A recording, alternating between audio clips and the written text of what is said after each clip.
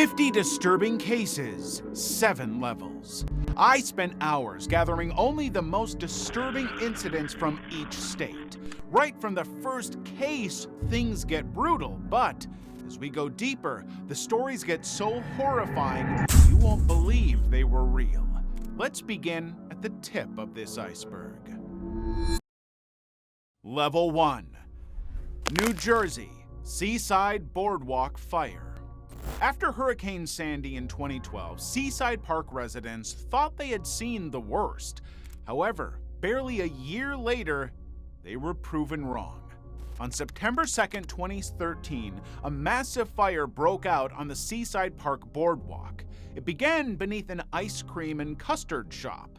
In no time, heavy winds and tar roofing fueled the fire, and it quickly spread into the neighboring Seaside Heights. Over 400 firefighters from multiple counties arrived to battle the flames, but the situation was worse than they had expected. Many water pipes had already been damaged during Sandy, forcing firefighters to draw water from a nearby bay. But winds of 30 to 40 miles per hour made their jobs even harder and triggered explosions in the buildings.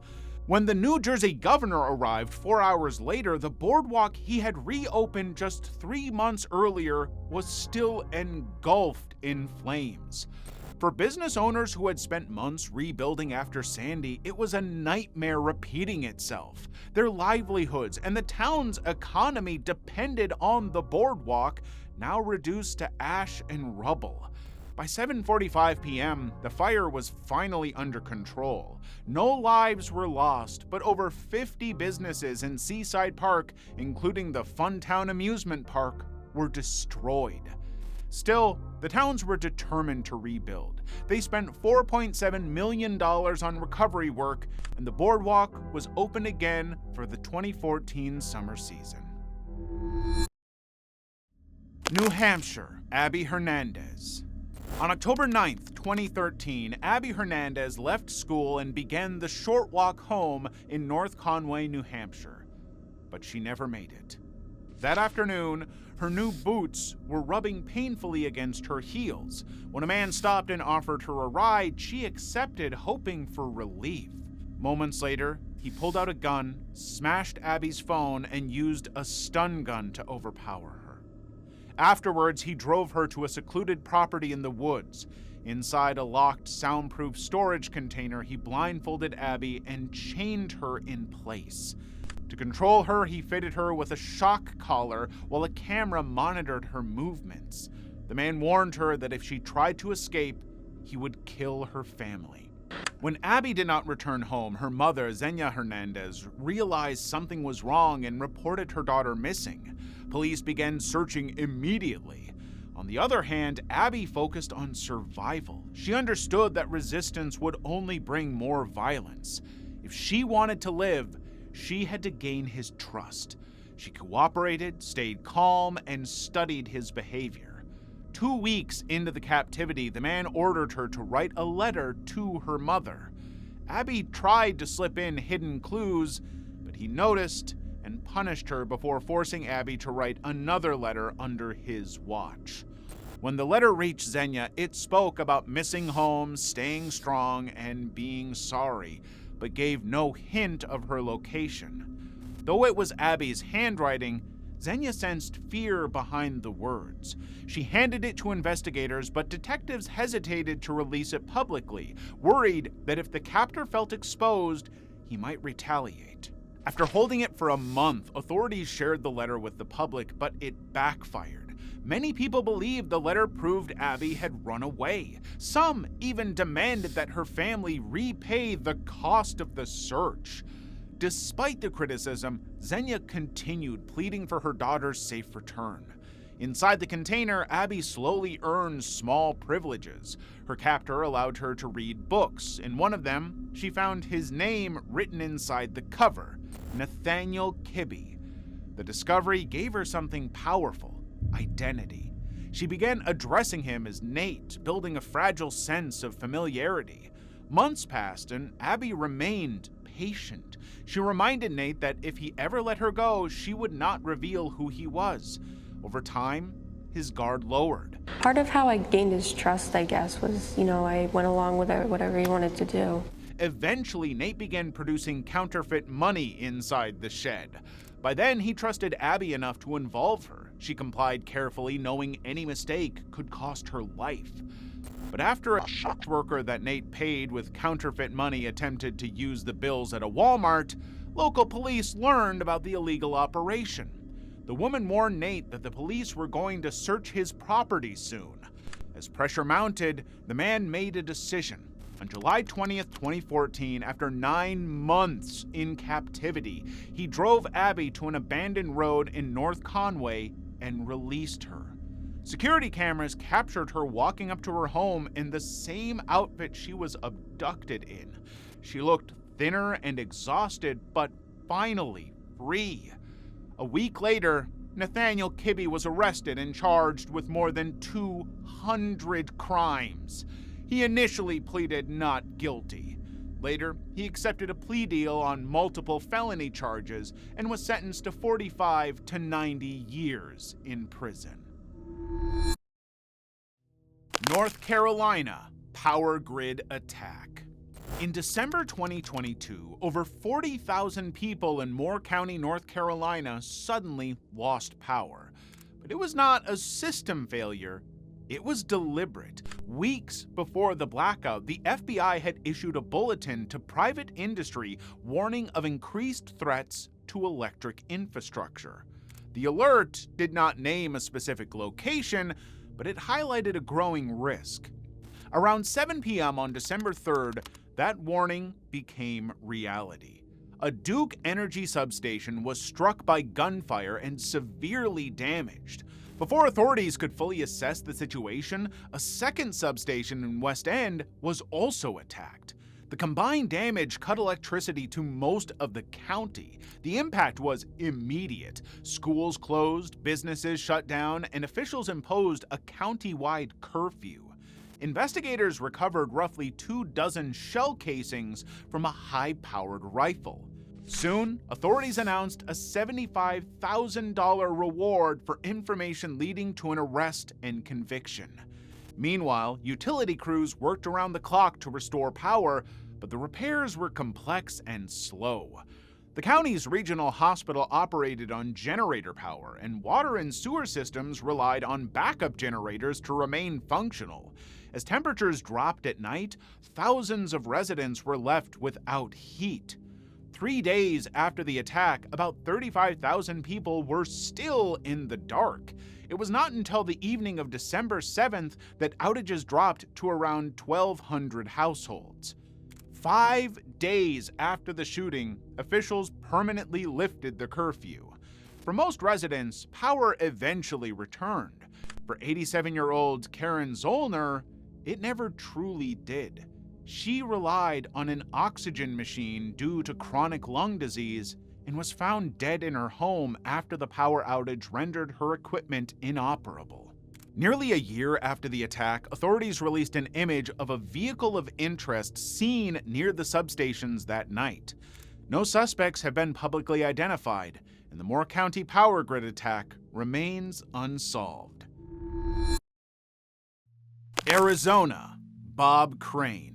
To millions of viewers, Bob Crane was a charming sitcom star, but behind the scenes, he developed habits that would follow him off stage and into something far darker. Bob Crane played the lead role in the 1965 television sitcom Hogan's Heroes, but after it ended, his career began to decline. With fewer opportunities in Hollywood, Bob turned to dinner theater, a form of entertainment that combined a restaurant meal with a live stage play. It kept him working, but it was far from the spotlight he once had. In 1978, while touring with a dinner theater production in Arizona, Bob failed to show up for a scheduled lunch meeting. Concerned, his co-star went to his apartment to check on him, and she found him lying in his bed, beaten to death. His injuries were so severe that the theater manager couldn't even identify him immediately. But what made the situation so bizarre was that police found no signs of forced entry. That suggested the killer was someone Bob knew or had access to the apartment. As officers processed the scene, a call came in from Bob's friend John Carpenter. John was a video equipment salesman who had met Bob during the run of Hogan's Heroes. The two men became close friends, but their friendship went beyond casual companionship. Bob attracted women easily and often introduced Carpenter as his manager. Over time, the two began videotaping their intimate encounters with women they met. What started as experimentation turned into an obsession. Even after Carpenter became a national sales manager, he arranged his business trips around Crane's dinner theater schedule so they could meet up. During his call to police, Carpenter didn't seem fazed that officers were in his friend's apartment. He said he had been with Bob the night before the murder. That made him the last person known to have seen Bob alive. Since investigators already believed the killer was someone Bob knew, Carpenter quickly became their primary suspect. But there was more. Bob was just 2 weeks away from turning 50. According to his son, he had grown tired of the lifestyle and wanted to end his friendship with Carpenter for a fresh start. Witnesses later reported seeing the two men arguing at a bar the night before Bob was killed. It was the last confirmed sighting of him alive. At the crime scene, detectives found blood everywhere. On the front door, the back exit door, the doorknob, curtains, and pillows. Most importantly, they found blood inside the rental car Carpenter had been using as well. Although in 1978, DNA testing was not available, investigators could test blood type. The blood came back as type B, the same as Bob Crane's. Carpenter did not have type B blood, and neither did anyone else who had used the vehicle. Detectives believed they had enough evidence, but the county attorney disagreed. Without a murder weapon, the case was considered too weak to prosecute, so no arrest was made. For years, the case went cold. 12 years later, detectives reopened the case. Investigators had discovered a photograph of the rental car's interior that appeared to show a piece of brain tissue. Although the physical sample had been lost, a judge ruled that the photographic evidence was admissible. In 1992, John Carpenter was arrested and charged with Bob Crane's murder. At trial, Bob Crane's previous escapades gave the defense plenty to play with. There was still no murder weapon. They argued that Crane could have been killed by a jealous husband or boyfriend or one of the women he had videotaped. Ultimately, the jury found John Carpenter not guilty. And to this day, the case remains officially unsolved. Wyoming. Amy Roe Bechtel. Amy Roe Bechtel was a 24-year-old record-breaking distance runner with dreams of qualifying for the 2000 Summer Olympics. But the very passion that defined her would become the last thing she ever did. On July 24, 1997, Amy went about her usual day. She ran errands, taught a fitness class, and even visited a local photography business to ask about an upcoming competition. Everything seemed normal until she decided to go for a run along a loop road. Amy was preparing for a 10-kilometer race she was organizing in September on that very loop and wanted to practice the route ahead of time. But that was the last time she would be on that route.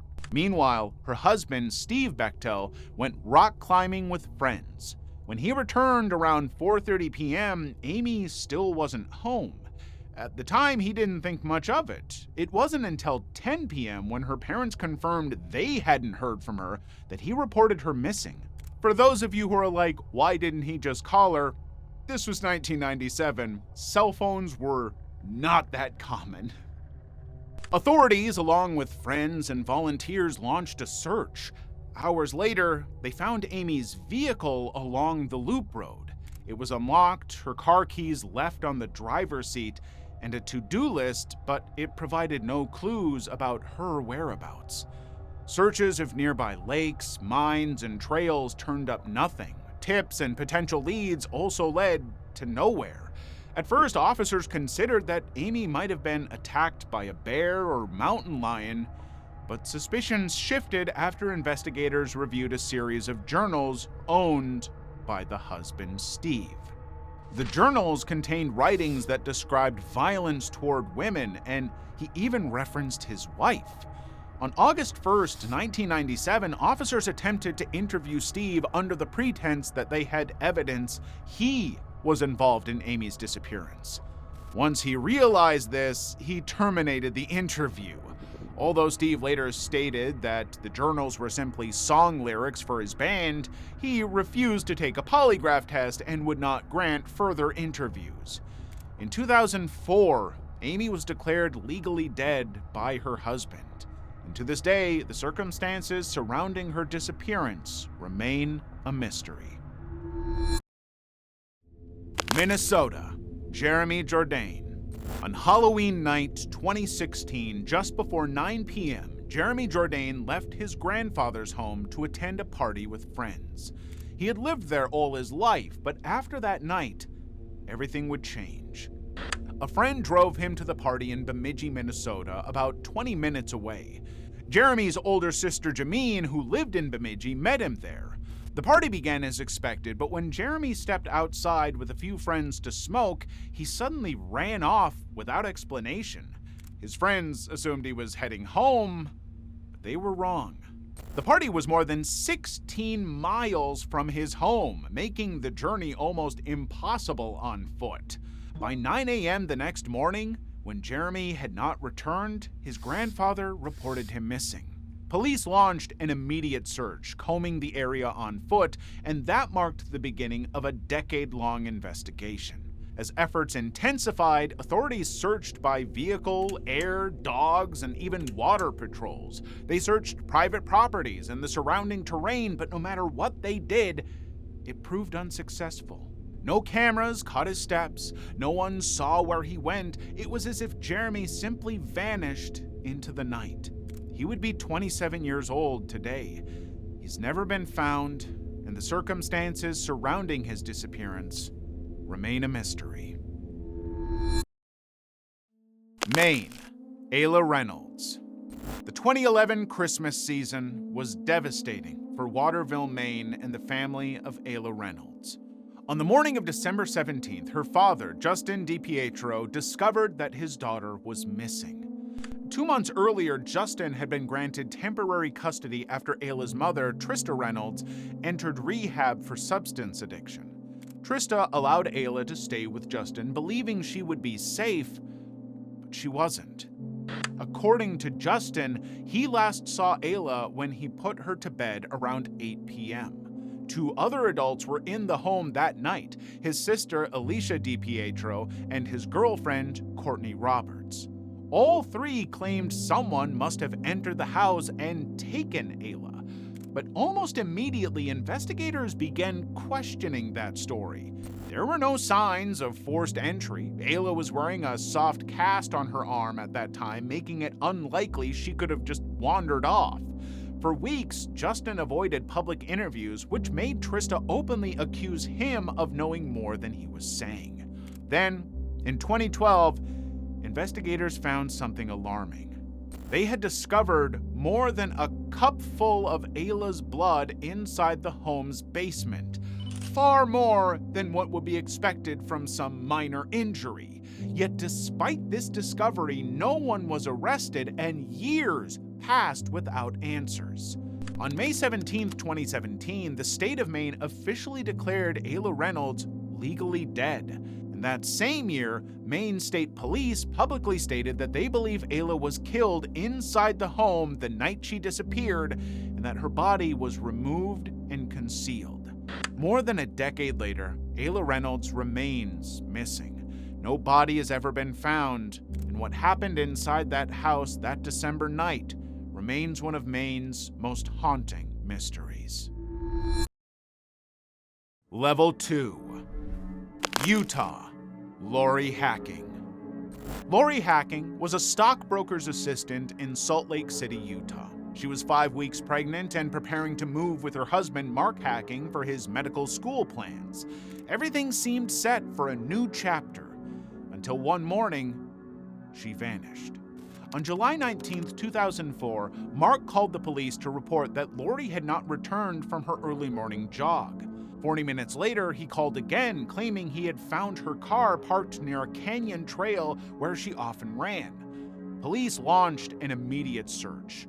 To the public, the couple appeared to have a stable marriage, but investigators soon noticed troubling inconsistencies. Although Mark told officers he had been looking for Lori, officers found Lori's purse, wallet, and the keys to the car she supposedly drove to the canyon. They even discovered a hunting knife with blood on it.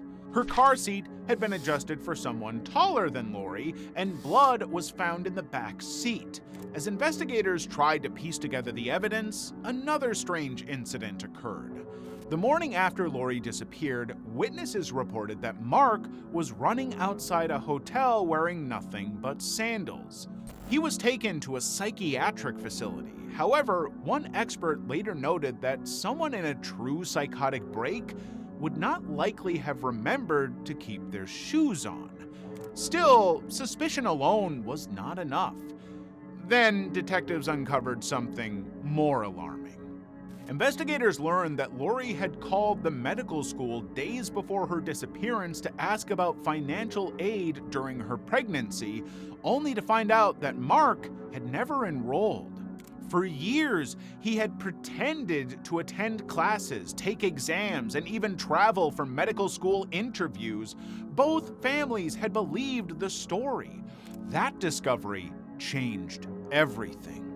While Mark remained in the psychiatric facility, two of his brothers confronted him and urged him to tell the truth. Faced with mounting evidence, he finally confessed. Mark admitted that when Lori had confronted him about the deception, the argument escalated, so he shot her while she slept and placed her body in a dumpster. 2 months later, police found Lori's remains in a municipal landfill. Mark Hacking was charged with first-degree murder and sentenced to life in prison with a minimum of 6 years. The Utah Board of Pardons later ruled that he would not be considered for parole until at least 2035. Iowa. Molly Tibbetts. In a quiet farming community of 1,500 in Brooklyn, Iowa, what could possibly go wrong? On July 17, 2018, Molly Tibbett had left her boyfriend's house for her regular evening jog, even sending him a Snapchat message before heading out. But when she didn't show up for work the next day and was unreachable by family or boyfriend, they reported her missing. Authorities immediately began searching. They combed the town, scanning every corner by land, air, and water, but the 20-year-old was nowhere to be found. Initially, investigators questioned her boyfriend Jack, but he provided a clean alibi. He had traveled to Dubuque for work at a construction company, leaving Molly at his house alone with his dogs. Yet, after 4 weeks of following over 1,500 tips and conducting more than 500 interviews, the case remained stalled. Then, a breakthrough came. Authorities discovered CCTV footage showing a black car repeatedly driving near the area where Molly had disappeared. The vehicle was eventually traced to a 24-year-old man, Christian Bahena Rivera. The circumstances surrounding Rivera were shocking. During questioning, Rivera confessed to following Molly on her jog. He said he became upset when she threatened to call the police. Beyond that, he claimed he could not remember exactly what happened, only that Molly's body ended up in the trunk of his car. Rivera eventually led authorities to the cornfield where he had dumped her body. In the end, he was charged with first-degree murder and sentenced to life in prison without the possibility of parole. Kentucky. Crystal Rogers. On July 5th, 2015, 35-year-old Crystal Rogers was reported missing by her parents. That same day, her car was found abandoned along the Bluegrass Parkway in Kentucky. The keys were in the ignition, the tire was flat, and her belongings were still inside. It was clear this was no accident. From the beginning, Crystal's parents suspected her boyfriend, Brooks Houck. He was the last person to have seen her. During questioning, Brooks claimed Crystal had been playing on her phone when he went to bed. By the next morning, she was gone and her car was missing. Investigators challenged his account on the fact that he didn't try to report her disappearance, but Brooks claimed that he wasn't alarmed because Crystal had often stayed away overnight in the past. Again, Brooks was questioned about a late-night call to an employee, Steve Lawson. He claimed he was with Crystal at the time, but Steve's account contradicted him. During the interview, Brooks' brother, Nick Hauk, a police officer, called and told him not to speak with authorities. Brooks later agreed to a polygraph test, which he, not surprisingly, failed. Despite being labeled as a suspect, he was not immediately arrested. Another key lead was a white Buick seen near the Hauk farm the night Crystal disappeared. Tracing the vehicle to a dealership, authorities found several hairs in the trunk, one of which was reported to be similar to Crystal's, but no confirmed DNA match was made. Nick Hauk was eventually fired from the police department, but Brooks still faced no charges in connection with Crystal's disappearance. 16 months later, the family chaos only got worse. Crystal's father, Tommy Ballard, was shot and killed while hunting on his private property with Crystal's oldest son. By this time, Crystal was presumed dead, and her father's murder prompted investigators to re-examine the case. In August 2020, the FBI ultimately took over the investigation. They conducted searches and recovered an item of interest under a driveway, followed by another item from the Hauk family farm. They never named these items, but officers said they believe they're in possession of the firearm used to kill Tommy Ballard. After 8 long years, the charges and arrest finally began. In 2023, the employee, Steve Lawson, and his 32-year-old son, Joseph Lawson, were taken into custody. Prosecutors argued that Brooks Hauk and Crystal Rogers' relationship had been deteriorating. They presented evidence that Hauk killed Crystal on the family farm, possibly motivated by fear of losing custody of their son. The Lawsons were accused of helping to conceal the crime, including removing Crystal's car to make it appear as though she had left voluntarily. However, the flat tire led to the car being abandoned, which contributed to the discovery and investigation. In the end, Steve Lawson was sentenced to 17 years in prison, while his son Joseph received 25 years. Brooks Hauk was found guilty of Crystal Rogers' murder and tampering with evidence, and was sentenced to life in prison. Despite the convictions, Crystal Rogers remains missing, and the death of her father remains unsolved. Connecticut. Rebecca Koster. On December 3rd, 2009, 24-year-old Rebecca Koster went out for the night with friends and her boyfriend in Long Island. Around 3 a.m., her boyfriend, Dan Mayer, dropped her off, the last time he'd see her. By morning, Rebecca wasn't answering calls and failed to show up for work. As the hours passed and she remained MIA, her family reported her missing. While police searched for Rebecca, her mother received a text message from her phone. It claimed Dan had tied her up and she didn't know where she was. Alarmed, her family rushed to Dan's house only to find him already speaking with the police. Officers searched his home, but Rebecca was nowhere to be found. That same day, a body was discovered 85 miles away in Connecticut. It had been burned and stripped of identifying features. As investigators worked to identify the remains, they continued searching for Rebecca, hoping she was still alive. 5 days later, that hope was shattered. Dental records confirmed the remains belonged to Rebecca Koster. An autopsy revealed she had been fatally stabbed before her body was transported and burned. As detectives retraced her final hours, they reviewed surveillance footage and phone records. Surveillance video showed Rebecca exchanging numbers with a man at a bar that night. About an hour after Dan dropped her off, that same man called her phone. He was later identified as 33-year-old Evan Ganthier. Authorities determined that Ganthier met Rebecca at her home in the morning, killed her, burned her body, and sent the text messages to her family in an attempt to mislead investigators. When questioned, Ganthier claimed Rebecca became ill, fell, and hit her head. He said he panicked afterward and disposed of her body, but that explanation raised a serious question. If she had simply fallen, where did the stab wounds come from? The defense argued the wounds were inflicted after her death. Still, the jury wasn't convinced. Eventually, Evan Ganthier was convicted of second-degree murder and sentenced to 25 years to life in prison. Vermont, the case of Melissa Jenkins. 33-year-old Melissa Jenkins left her Vermont home after an elderly couple called her for help with their broken-down car. She offered to assist, leaving her son inside the car, unaware he would never see his mother again. Hours later, her vehicle was found idling on a rural road with her son still inside. Alarmed, family and friends reported Melissa missing, but all hope would soon be shattered. The following day, Melissa's body was discovered in the Connecticut River, leaving the residents in shock. Investigators soon learned that Melissa knew the elderly couple, Alan and Patricia Prue. Years earlier, when Alan had plowed her driveway, he had made unwanted advances toward her.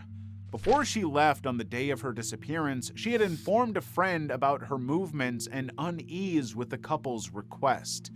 Investigators eventually traced the couple using Alan's business card and arrested them 2 days later. Upon arrest, Alan confessed. He explained that while driving around with his wife Patricia, he had decided they wanted to get a girl. So they bought a stun gun and used the prepaid phone to lure Melissa.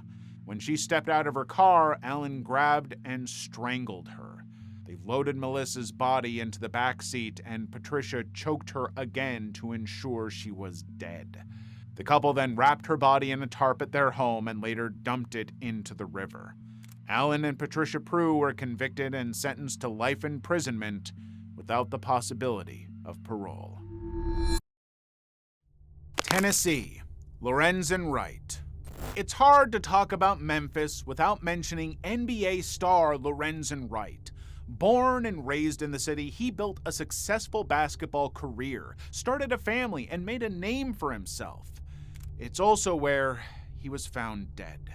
Wright played professionally for 13 seasons before retiring in 2009. A year later, he separated from his wife, Shira Robinson, with whom he had 6 children. On July 18, 2010, Wright left his ex-wife's home in Tennessee, but the next morning, he made this 911 call. Hi, hello. Yorhkie 911, where's your emergency? Hello? Hello? Hello?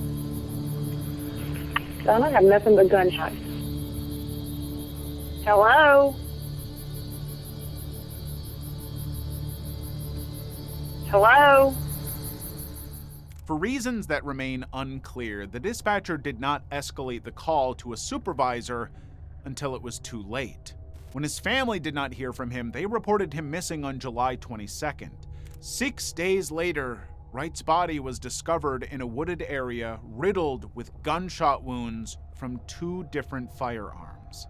During the investigation, Shira claimed she overheard Wright talking about flipping something for $110,000. She also said he left her home with a stranger carrying money and a box of illegal substances.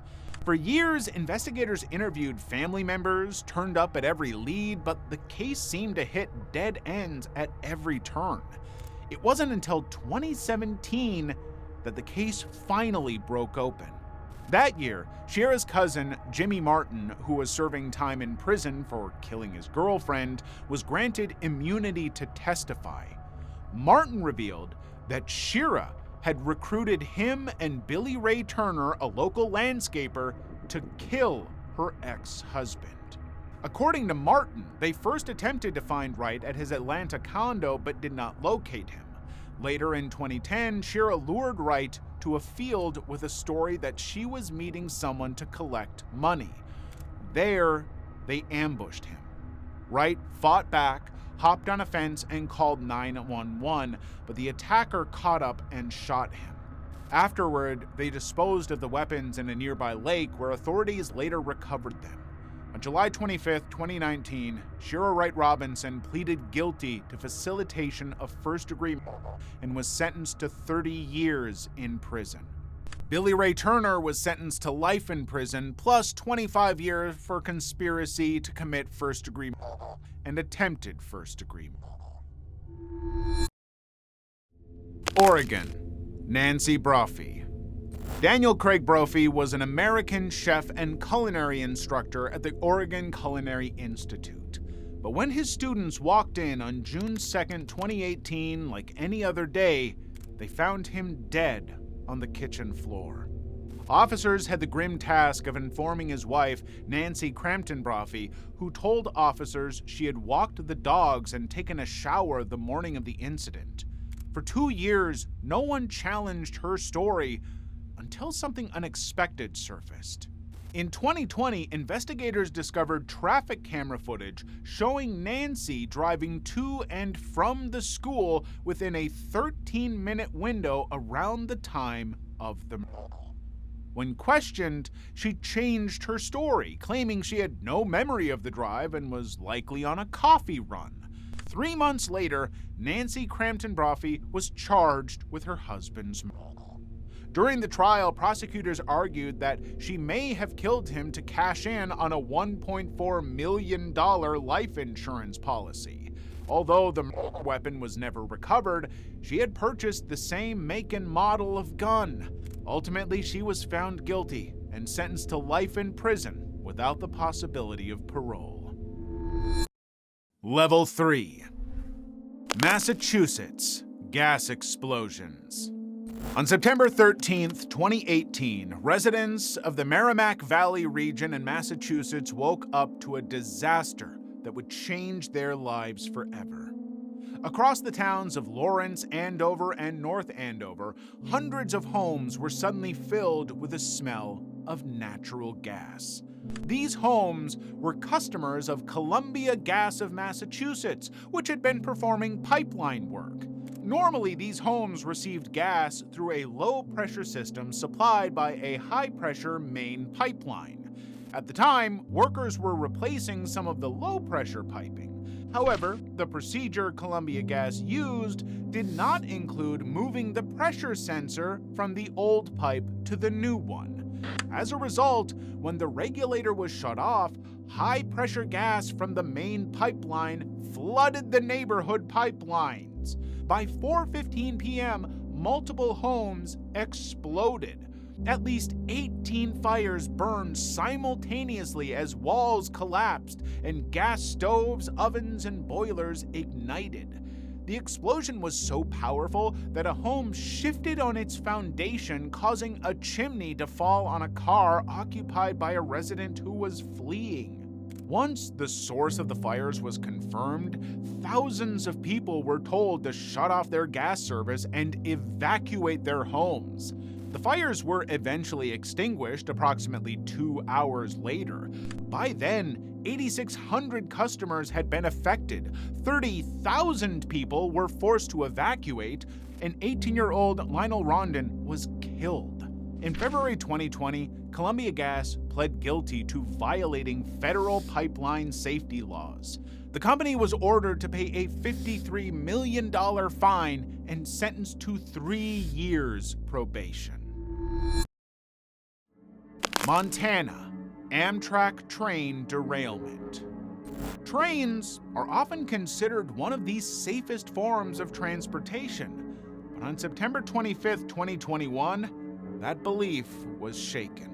Amtrak's Empire Builder was traveling westbound through Montana with 141 passengers and 16 crew members on board. It was a routine journey the train had completed many times before, but as it neared the small town of Joplin, everything changed.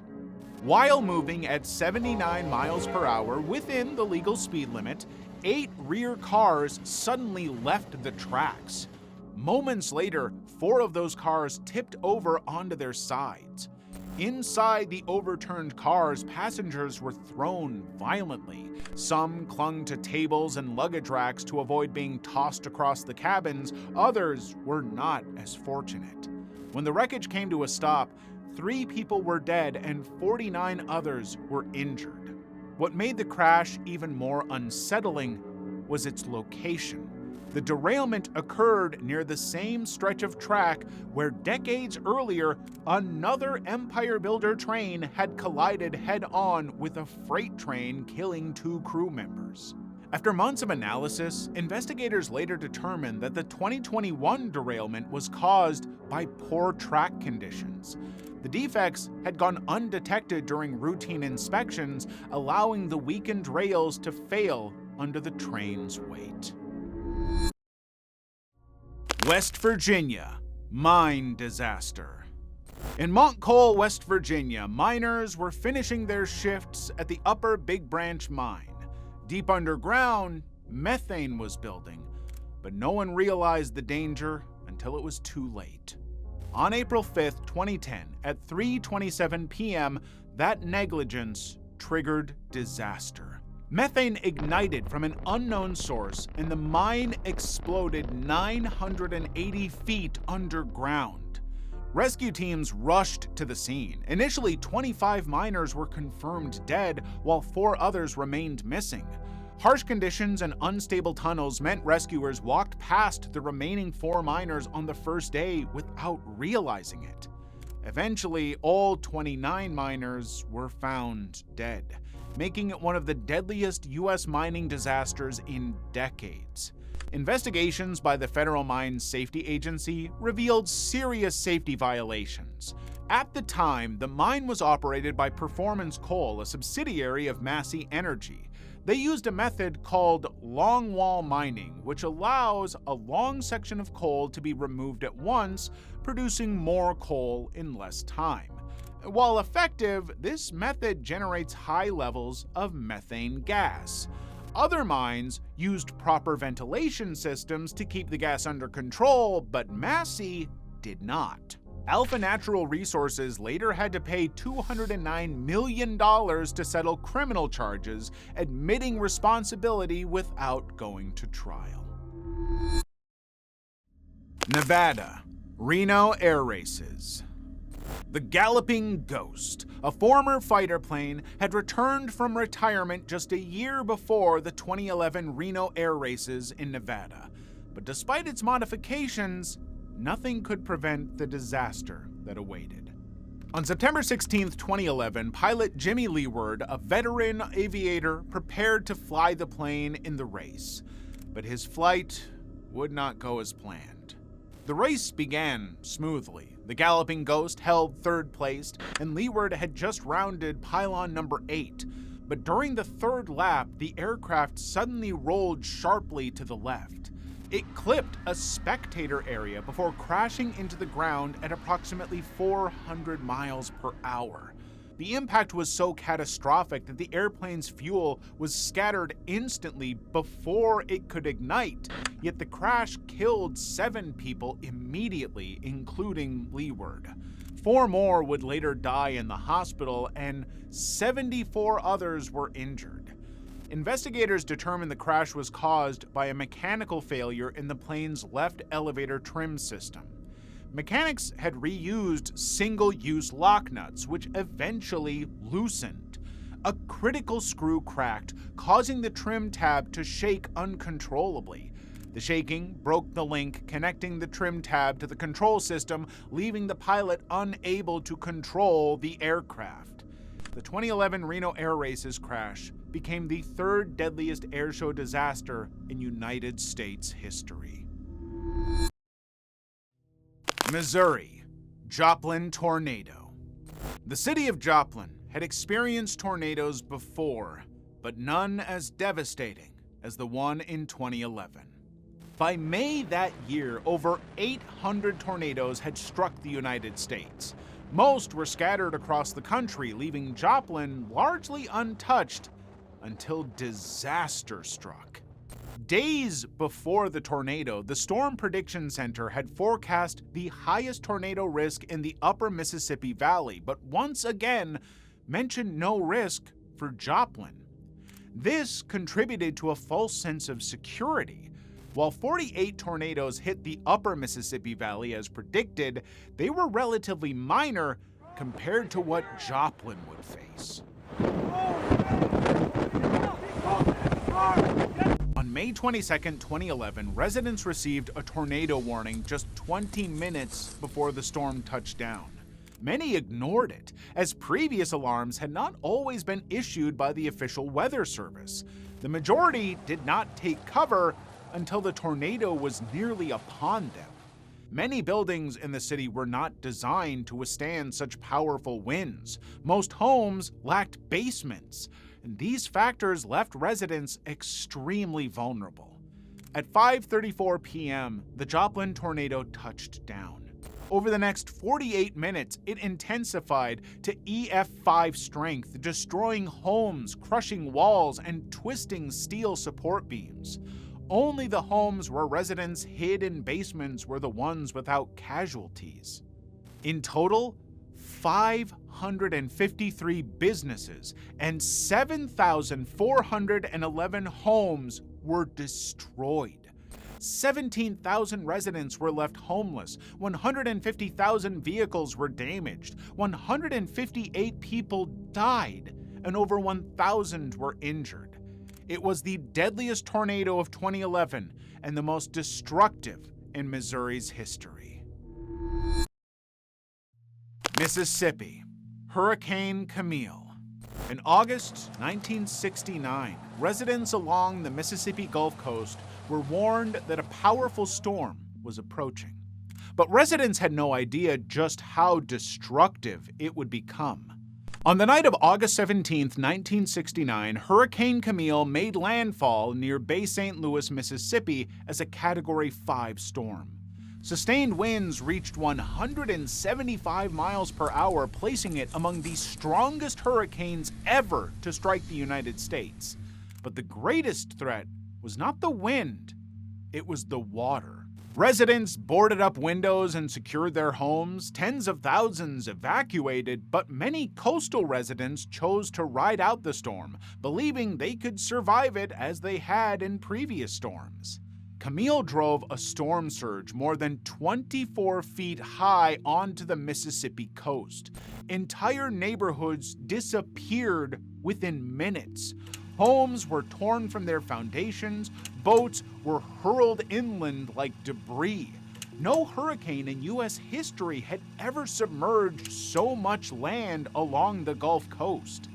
When the storm finally passed, 143 people were dead in Mississippi alone. Roads, bridges, railroads, and utility lines had been wiped out, but the destruction did not end at the coastline. As Camille moved inland, it unleashed torrential rainfall over the mountains of Virginia. In the darkness of night, flash floods and landslides swept through communities while many residents slept. Another 113 people were killed in Virginia, bringing the total death toll to 259.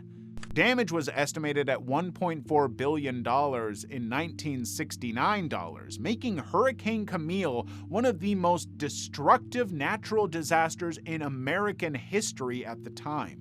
In its aftermath, hurricane forecasting and emergency planning in the United States changed permanently.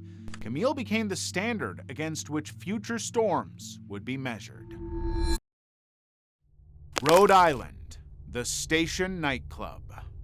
On February 20th, 2003, the Station Nightclub in Rhode Island was packed with 462 people, all eager to see Great White perform. The concert started as expected, but it would end in tragedy. Just a few minutes after 11 p.m., the band took the stage. As the crowd cheered, the tour manager set off a series of pyrotechnics. There were 4 cylindrical devices that shot sparks into the air, thrilling the audience. What no one knew was that the nightclub had walls and ceilings lined with highly flammable foam insulation. Moments later, sparks from the pyrotechnics ignited the foam and fire quickly spread across the walls. The crowd, thinking it was part of the show, cheered even louder until smoke filled the room and panic set in. The fire spread so fast that attendees had less than a minute to escape. The Great White Band members quickly exited the stage through the back exit. Although the building had 4 exits, most people rushed to the main entrance, creating a deadly stampede. To make matters worse, the venue had no sprinkler system, and within 6 minutes, the entire building was engulfed in flames. By the time emergency services arrived, only 132 people were uninjured. 100 people had died and over 230 were injured. Following the investigation, Daniel Bichel, along with the club owners Jeffrey and Michael Derdurian, were convicted. Each was sentenced to 15 years in prison with 4 years to serve, 11 years suspended, and 3 years of probation. The cases so far were disturbing, but in the next levels, things cross all limits. So subscribe, and let's keep going. Level 4. Indiana Burger Chef. On November 17, 1978, an employee at the Burger Chef restaurant in Speedway, Indiana, arrived to visit his colleagues, only to find the restaurant empty, the safe open, and $581 missing. What started as a petty theft quickly escalated into one of the most mysterious cases in Indiana history. Police discovered that 4 employees, Daniel Davis, Jane Freet, Mart Flemons, and Ruth Shelton, had left before midnight and never returned. Initially, officers assumed the youths had gone out for the night and didn't take the case seriously. But the next morning, Jane's car was found partially locked, and within 2 days, all 4 were found dead in a wooded area. During investigation, a witness reported seeing 2 suspicious men outside the restaurant before closing. Police made composite sketches, but leads repeatedly went cold. 6 years later, something finally turned up. In 1984, Donald Forrester, an inmate, confessed to the in exchange for avoiding a transfer to a violent prison. He described the crime, including the location of the bodies and how the killings unfolded. Forrester claimed Jane Freet's brother owed money on an illegal deal, so he and 3 others went to threaten her. When Mark Flemons intervened, a fight broke out and he hit his head. Believing he was dead, they decided to kill everyone else. However, after news of his cooperation leaked, Forrester recanted his confession, claiming it was coerced. With no direct evidence, he was never charged and later died in prison in 2006. Nearly 48 years later, the Burger Chef remain officially unsolved. That early decision to clean the restaurant and reopen it may have allowed the attackers to go free. Georgia, the Super Bowl. Ray Lewis is one of the greatest linebackers in NFL history, but in 2000, during Super Bowl weekend, his career came close to ending. On January 31st, 2000, after a Super Bowl party in Atlanta, Georgia, a fight broke out between Lewis's group and another group outside a nightclub. When it was over, 2 young men, Jacinth Baker and Richard Lawler, had been stabbed to death. When police arrived, Lewis and his 2 friends, Reginald Oakley and Joseph Sweeting, had already left the scene in a limousine.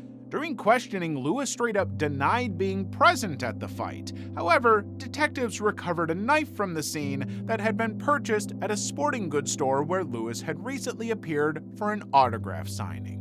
Blood from one of the victims was also found inside the limousine. 11 days later, all 3 men were indicted on and aggravated assault charges.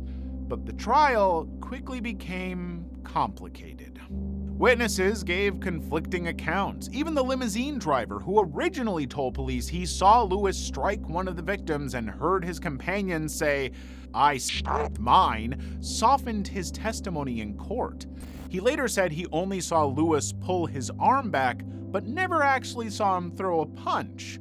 One major issue for prosecutors was the missing evidence. The white suit Lewis wore that night, reportedly stained with blood, was never recovered. Without it, their case weakened significantly. 2 months into the trial, the case took a shocking turn.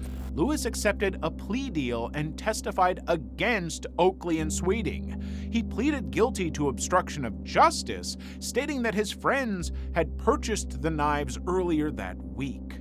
During the 4-week trial, Oakley and Sweeting argued they acted in self-defense, and after just 5 hours of deliberation, the jury acquitted them of all charges. Lewis was sentenced to 12 months of probation, and the NFL later fined him $250,000. 1 year later, Lewis led the Baltimore Ravens to victory in Super Bowl 35 and was named Super Bowl MVP. To many, the events of that night in Atlanta remain a shadow that never fully disappeared. Hawaii, the Xerox technician. In 1999, Xerox management replaced a technician's old photocopier with a newer model, but the employee resisted learning to repair it, and when he came in for training the next day, the man was armed with a gun. Brian Uyasugi had been working at Xerox Corporation as a service technician in 1984, but over the years he often clashed with coworkers, accusing them of harassing him and tampering with the machines he serviced. Things got so bad that he even made death threats to his supervisor. Despite this behavior, Uyasugi remained employed. However, when management required him to undertake the training, he finally snapped. At 8 a.m. on November 2nd, 1999, Uyasugi entered the building and opened fire. Only 11 people were inside at the time. He fired 28 shots, 25 of which struck one person. 6 others were killed. One intended victim managed to escape, and Uyasugi deliberately spared another one. As officers responded, Uyasugi fled the building in a company van, triggering a manhunt. 2 hours later, a jogger spotted the van and quickly notified police. To prevent any further casualties in case of a shootout, officers blocked off a wide area around the van and held a standoff. 5 hours later, Uyasugi surrendered. During the trial, Uyasugi claimed he had refused the training because he believed management would fire him.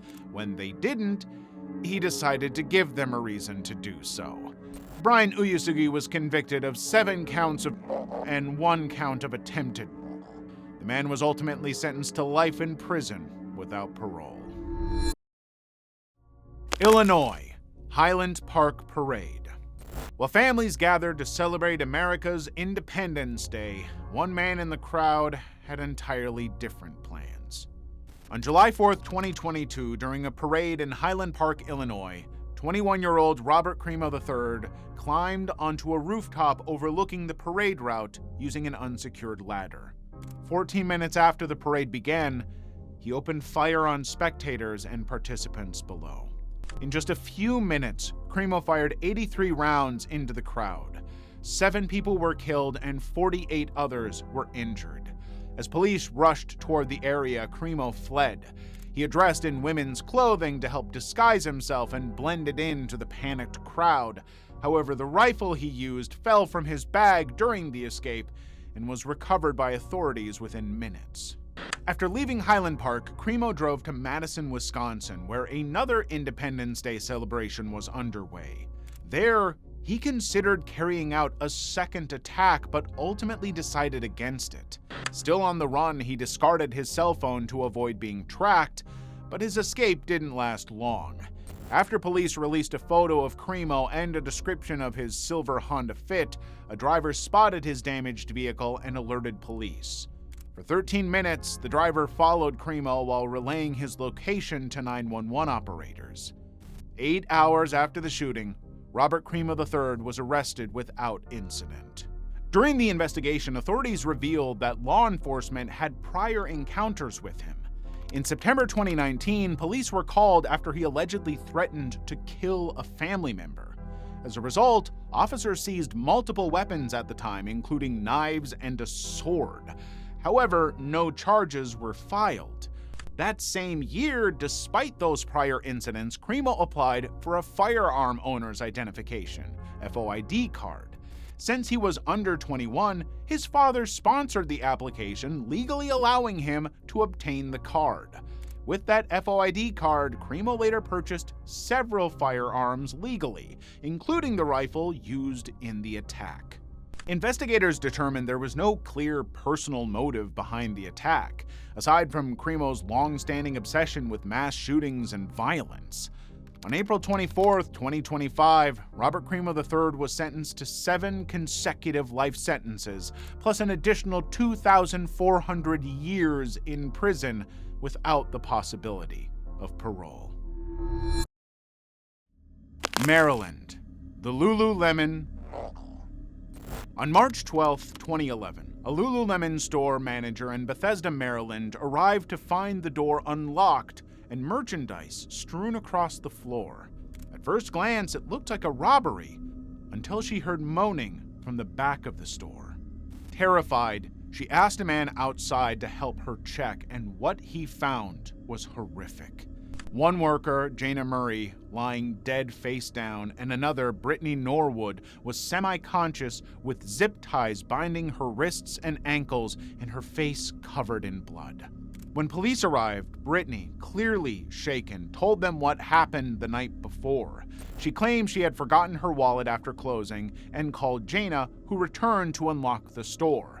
As they entered, 2 men dressed in black with ski masks allegedly forced their way inside. According to Brittany, the men attacked them and assaulted them. Sadly, Jana did not survive. Police initially treated her as a victim, but as investigators examined the scene, the story began to unravel. Jana had been attacked with extreme violence. She suffered at least 331 wounds inflicted by multiple weapons. Brittany's injuries, in contrast, were minor and appeared self-inflicted. The difference was too serious to ignore. Bloody footprints inside the store matched a pair of men's size 14 sneakers, but they also matched Brittany's own shoes. Strangely, the tracks stopped before either exit. Although there was a hole in Jana's underwear suggesting assault, forensic testing found no evidence that either woman had been assaulted. Still, investigators needed more than suspicions.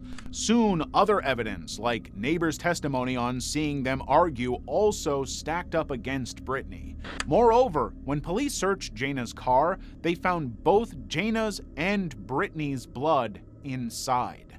Brittany claimed the attackers had ordered her to move the car to a nearby farmer's market parking lot and return within 10 minutes, threatening to kill her if she refused. They made me move her car. Okay. I know where her car is. And they seemed to know where it was, where she was parked. Okay. They asked, they said, where are her keys? I have no idea. One of them punched me in my head and made me look through her coat and her bag for them. When I finally found them, they said if I was to pass anyone and open my mouth, I can consider myself dead. By this point, the inconsistencies were too significant to ignore. 1 week after the killing, police arrested Brittany Norwood. Under questioning, she finally confessed. Turns out, Jana had discovered a pair of unpaid leggings in Brittany's bag and had contacted a manager. So before things escalate, Brittany took matters in her own hands. Later that night, she called Jana and claimed she had forgotten something at the store. When Jana returned, Brittany attacked her. After killing her, Brittany moved Jana's car and staged the scene to look like a robbery. She then cut herself and bound her own wrists and ankles with zip ties to support her theory. In the end, Brittany Norwood was convicted of first-degree murder and sentenced to life in prison. Arkansas, Devil's Den Park. In July 2025, Clinton and Kristen Brink set out on a hike with their 2 daughters at Devil's Den State Park in northwest Arkansas, but only some of them made it back home. While walking along the trail, a man suddenly attacked Clinton. Panicked, Kristen rushed their daughters to safety and immediately came back to help her husband, but Mommy and Daddy never came back. The girls were eventually found by another hiker, but by that time, it was too late. Both Clinton and Kristen were dead. When investigators arrived, they found a trail of blood leading toward the scene. However, the suspect had not escaped unnoticed. Witnesses reported seeing a man leaving the area with blood on his face. He had gotten into a black sedan with tape partially covering the license plate. To find him, police began reviewing surveillance footage from the nearby roads and businesses. The vehicle was eventually identified along with its driver. Quickly, a sketch of the suspect was released to the public. 4 days after the killings, officers tracked the vehicle to Springdale, Arkansas, where the suspect was arrested at a salon. He was identified as Andrew McGann, a 28-year-old teacher who had worked in multiple school districts across 3 states. Authorities ultimately found a match between McGann's DNA and the evidence recovered at the crime scene. In the end, Andrew McGann was charged with 2 counts of capital murder and is currently awaiting trial. Idaho, student murders. 911 location of your emergency. Hi, something is happening. Something happened in our house. We don't know what. What is the address of the emergency? 1122. What is the rest of the address? Oh, Kings Road. That was the frantic 911 call made just before noon on November 13th, 2022. No one in Moscow, Idaho could understand what had happened inside that 3-story house.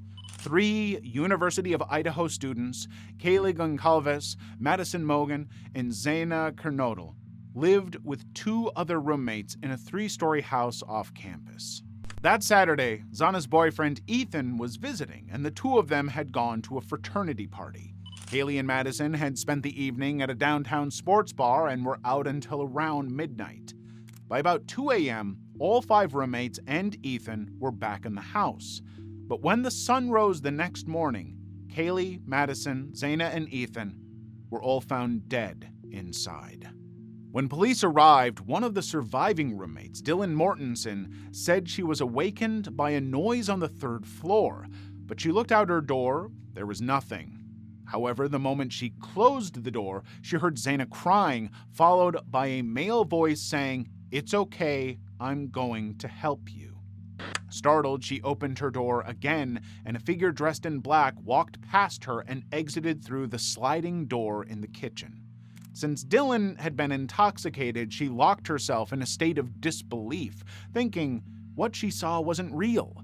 It wasn't until about 4:26 a.m. that Dylan came downstairs and saw Zaina lying on the floor.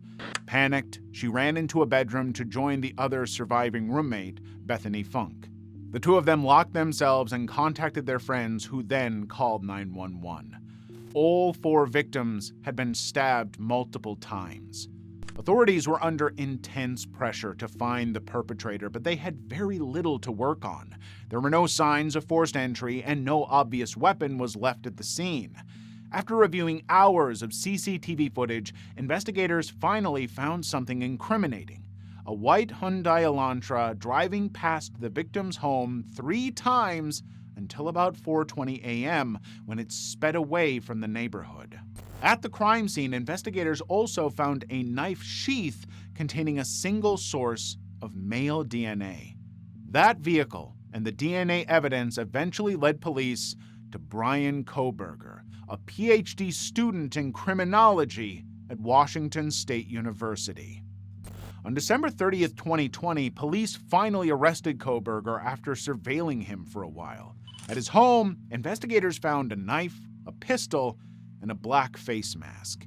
When the DNA test results came back, they matched Kohberger to evidence from the crime scene. He was ultimately charged with 4 counts of first-degree murder and 1 felony count of burglary. On July 23, 2025, Brian Kohberger was sentenced to 4 consecutive life sentences without parole eligibility, plus 10 years for the burglary conviction. Level 5. Louisiana Truck Attack. While the city of New Orleans prepared to host the 2025 Sugar Bowl, one man was planning something very different. Shamsuddin Bahar Jabbar was a former military serviceman who had served for 13 years. Although raised a Christian, he later converted to Islam. In the years before the attack, his views grew increasingly extreme. Between 1:29 a.m. and 3:20 a.m. on New Year's Eve, he posted videos on Facebook pledging allegiance to ISIS. In the recordings, he claimed his actions would highlight what he described as a war between believers and unbelievers. But what followed only brought tragedy, not ideology. That night, the fixed steel barriers designed to block vehicle access to the street were not raised. After exiting traffic, Jabbar drove a truck onto the sidewalk, bypassing a police SUV and temporary barricades meant to secure the area.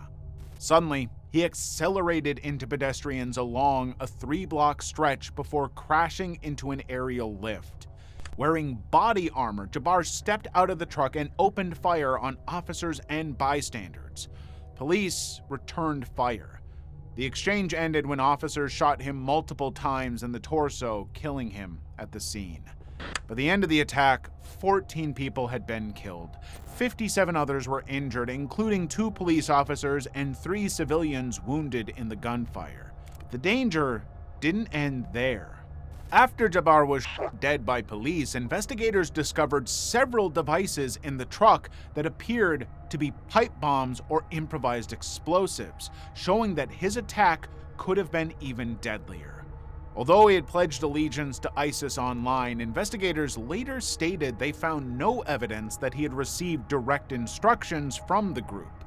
Authorities believe he acted alone, and the investigation remains ongoing. Alabama, Birmingham church incident. On the morning of Sunday, September 15, 1963, an anonymous man called the 16th Street Baptist Church in Birmingham saying, 3 minutes. Before she could fully understand what he meant, a bomb exploded near the church's basement.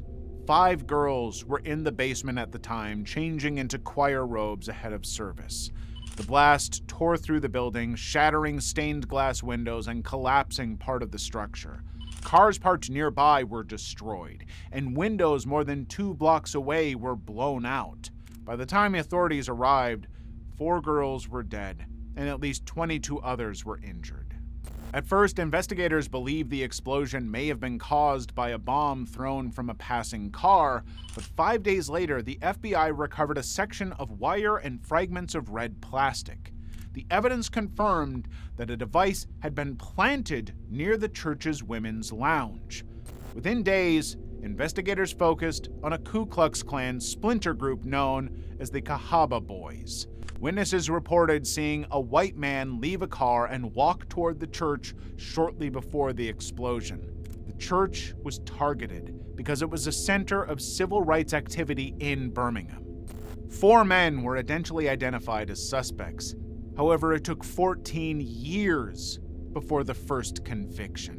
In 1977, Robert Chambliss was prosecuted and convicted of first-degree murder. He died in prison. Decades later, in 2001 and 2002, Thomas Blanton Jr. and Bobby Cherry were each sentenced to life in prison. A 4th suspect, Herman Cash, died in 1994 and was never charged. The bombings became one of the most infamous acts of racial violence during the civil rights movement, and its impact continues to this day. Nebraska, Omaha Mall incident. On December 5th, 2007, 19-year-old Robert Hawkins called Deborah Maruka Kovac, telling her he had left a note in his bedroom. In it, Robert claimed he was going to be famous. And he would be, but for all the wrong reasons. Deborah had taken Robert in just weeks earlier after his parents asked him to leave due to ongoing behavioral issues and conflict at home. Alarmed by the call, she contacted his mother, who took the note to the authorities. But by then, it was already too late.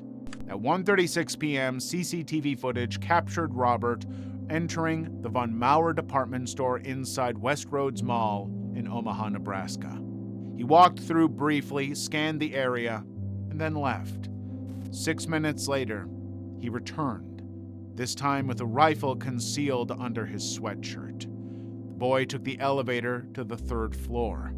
The moment the doors opened, Robert opened fire. 2 women standing near a clothing rack were hit first. Then he fired across the floor and toward the lower levels, sending shoppers scrambling for cover. Afterwards, he walked to the customer service desk, where he shot several people before finally turning the gun on himself. When police arrived about 6 minutes later, it was already over. Robert Hawkins had already killed 8 people and injured 9 others. In the note he left behind, Robert apologized and wrote that he no longer wanted to be a burden to his friends and family. From childhood, he had dealt with behavioral issues and repeatedly dropped out of school and mental health programs. A few weeks before the shooting, he had broken up with his longtime girlfriend and was fired from his job at McDonald's. The warning signs had been there, but that afternoon, they ended in an irreversible tragedy. Wisconsin, Slender Man. Slender Man is a tall, faceless figure in a black suit created as part of an online horror trend. By 2014, 2 girls in Waukesha, Wisconsin believed he was real and wanted to do anything to please him. Peyton Lautner and Morgan Geyser had been childhood friends. Later, they met Anissa Weier. While Peyton spent only occasional time with Anissa, Morgan formed a closer, more intense friendship. Both girls lived in the same apartment building and were fascinated by the fictional horror character Slender Man. Peyton, however, found him frightening. As Morgan and Anissa's obsession grew, they became convinced Slender Man would harm them and their families unless they offered a sacrifice. Their chosen target? Their friend, Peyton. On May 31, 2014, during a slumber party, the girls convinced Peyton to join them for a walk in the woods under the pretense of playing hide and seek. During the game, Anissa instructed Peyton to lie on the ground and cover herself with sticks and leaves. But once she did, they stabbed her repeatedly. Afterwards, both girls headed toward Nicollet National Forest, believing that was where Slender Man lived.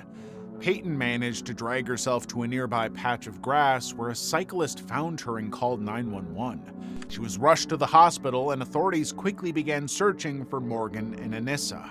5 hours after the attack, both were located not far from the scene, still carrying the weapon in a bag. Despite severe injuries, Peyton left the hospital 7 days later and made a full recovery. Morgan Geyser and Anissa Weier were found not guilty by reason of insanity and committed to secure psychiatric facilities.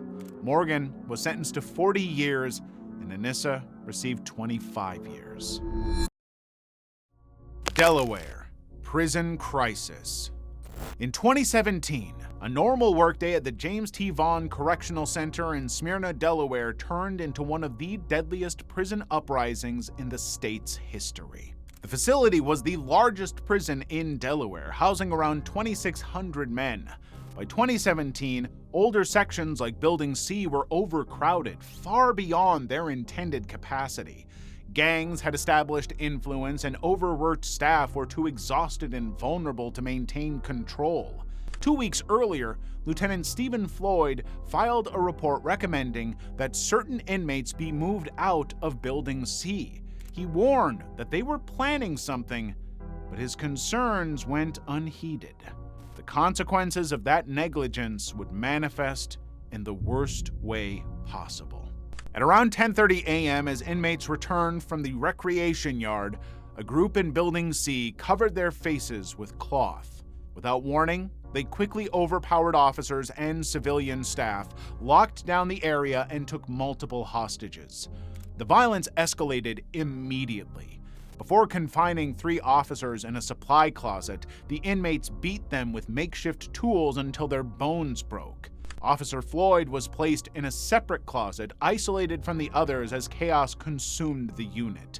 Initial reports from prison officials described only a disturbance, but hours of silence revealed the severity of the situation.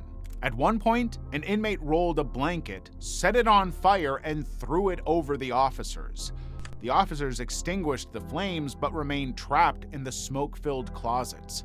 After 4 hours, the inmates released one hostage to negotiate with the Delaware Department of Corrections officials. They presented a hit list of 17 staff members demanding they be fired or retired. The inmates claimed they were protesting prison conditions like overcrowding, long sentences, and mistreatment by staff. If the officials did not meet their demands, they risked the lives of their officers. Throughout the standoff, authorities attempted to keep the inmates calm. They turned on the water for drinking and bathing. Instead, the inmates used it to fill metal footlockers, barricading hallways and blocking access. By the next day, tactical teams made their move. They entered the building through a backhoe wall and regained control of the facility. Finally, the 24-hour standoff had ended, but not without tragedy. Correctional officer Stephen Floyd, a 16-year veteran, was found dead inside the prison. In October 2017, 18 inmates were charged in connection with the crisis, 16 of them with first-degree murder. Already incarcerated, they remained in custody while awaiting trial. Sentences handed down including Dwayne Statz receiving 2 life sentences plus 153 years, Jerome Ayers sentenced to 123 years, and Royal Downs receiving 3 years. Many of the other inmates are still awaiting trial or appealing their convictions. I will say, in no way do I condone the violence and some of the methods that the prisoners used, but at the same time, when you have prisoners so overcrowded and you're not treating them like humans anymore, that's just wrong. There's a lot wrong with our prison system. And I'm not surprised that they would revolt like that under such awful conditions. And so, while I don't think what they did was right, I don't think what the prison did was right either. So, fix something.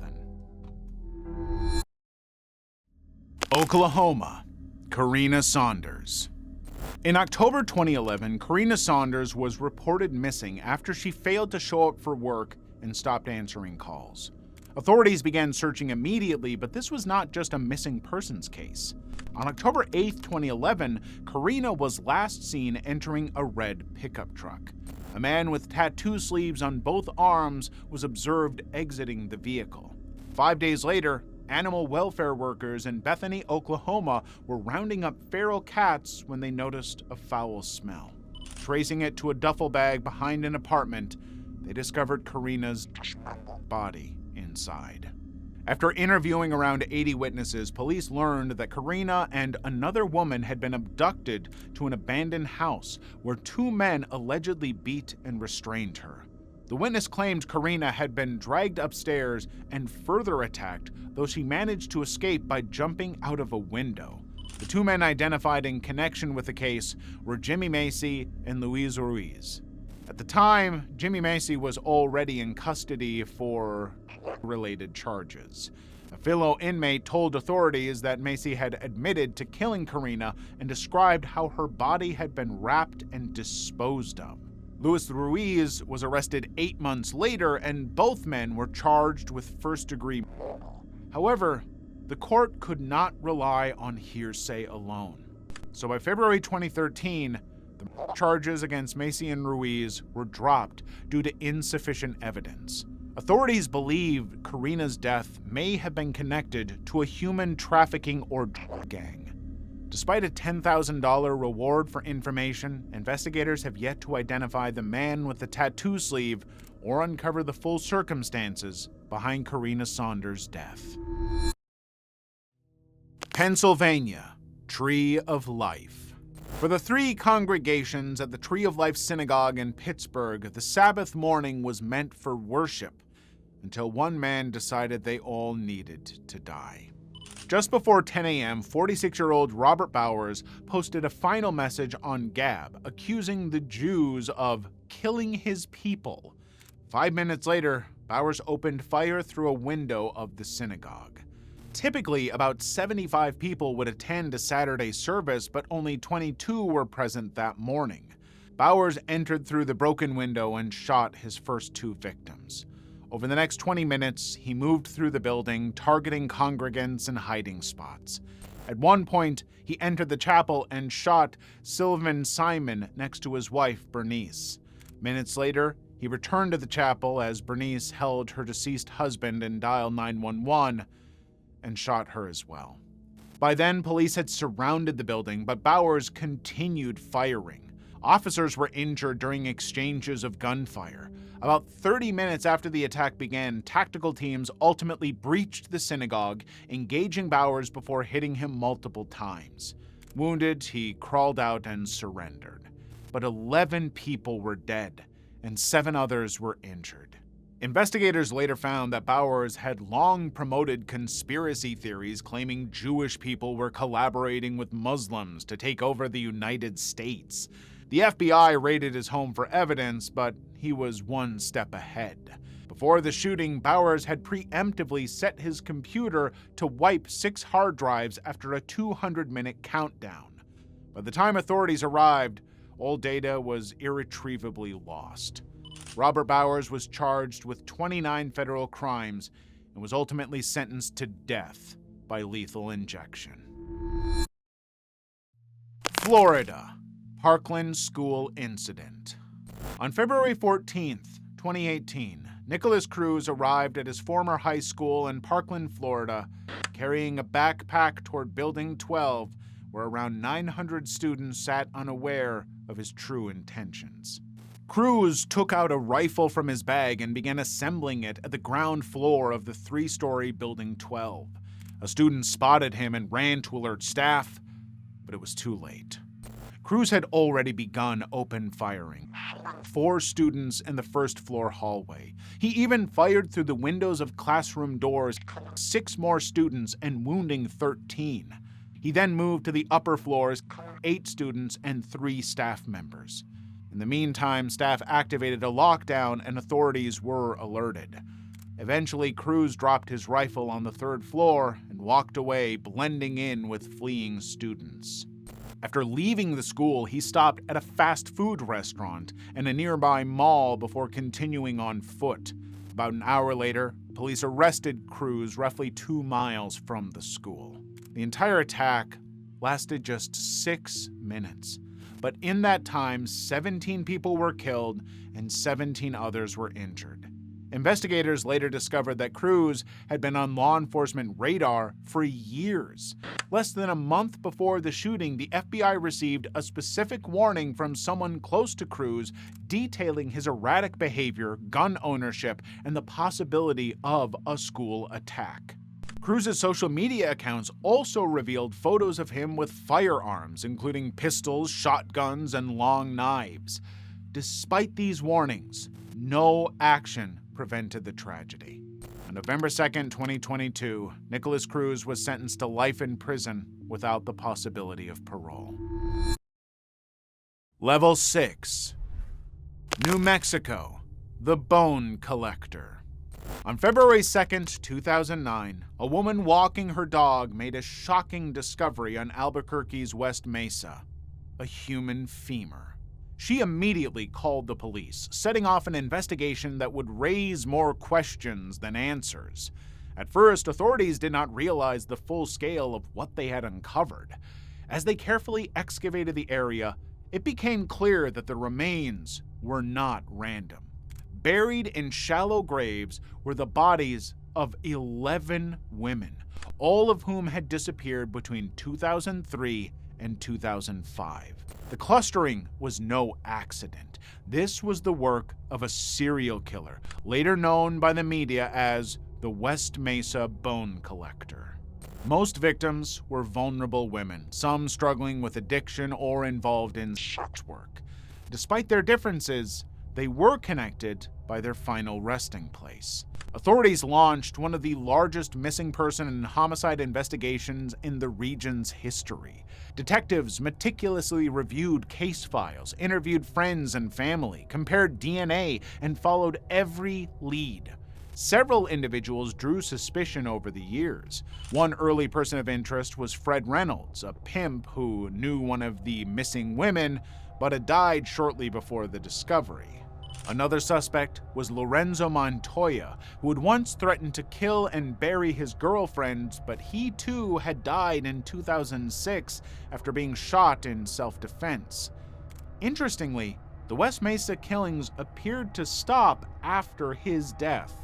A third suspect was Joseph Bly, currently serving a 90-year prison sentence for what? He allegedly told a cellmate that he had hired the West Mesa victims and dismissed them as trashy. Despite these leads and suspicions, no forensic evidence has ever definitively linked anyone to the crimes. To this day, the West Mesa bone collector remains unidentified, and the case continues to haunt Albuquerque. Michigan, Shelley Brooks. In August 2001, the body of 53-year-old Sandra Davis was discovered inside a vacant house in Detroit, Michigan. She had been hit in the head and left to die. At first, authorities believed it was an isolated crime, but it was only the beginning. Between 2001 and 2006, 6 more women were found dead in similar circumstances. All were Black women engaged in prostitution, many with histories of substance abuse. Each had been violated and killed by blunt force trauma to the head. Their bodies were discovered in vacant buildings, clothes draped over them, their legs left exposed in the same position. For 5 years, the case remained unsolved. Then, in June 2006, the pattern broke. A 45-year-old woman was attacked and left for dead in the same manner as the others, but she miraculously survived. She gave police a detailed description of her attacker, identifying him as a tall man known by the nickname E. Investigators traced the name to Shelley Andre Brooks, a 37-year-old man who had spent years drifting between the streets of Detroit and his cousin's basement. Once identified, authorities began reviewing the earlier murders. Forensic testing linked Brooks to 4 of the deaths, while the similarities in method and body placement connected him to the others. Prosecutors charged him with all 7 killings. During the investigation, authorities learned that Brooks had been abandoned by his mother at a young age and reportedly carried deep resentment toward her. Some speculated that his attacks were a twisted form of revenge, as if he were reliving that abandonment through violence against other women. In testimony, Brooks stated that some of the women had demanded their money back, which triggered his rage and led to their killings. In 2007, Shelley Brooks was convicted of 7 counts of premeditated murder, 7 counts of felony murder, and 1 count of assault with intent to commit murder. He was sentenced to 2 life imprisonments without the possibility of parole. New York, supermarket incident. On May 14, 2022, 18-year-old Peyton Gendron drove to a Tops-friendly market store in Buffalo, New York. But unlike everyone else that afternoon, he did not go there to shop. Years earlier, while still in high school, Gendron had made a threat about committing a mass shooting. Authorities investigated and referred him for a mental health evaluation, but after that incident, he became increasingly absorbed in online extremist spaces. He read manifestos from past attackers, consumed white supremacist ideology, and began expressing admiration for mass shooters. By February 2022, he had chosen his target, Buffalo's East Side, a predominantly Black neighborhood.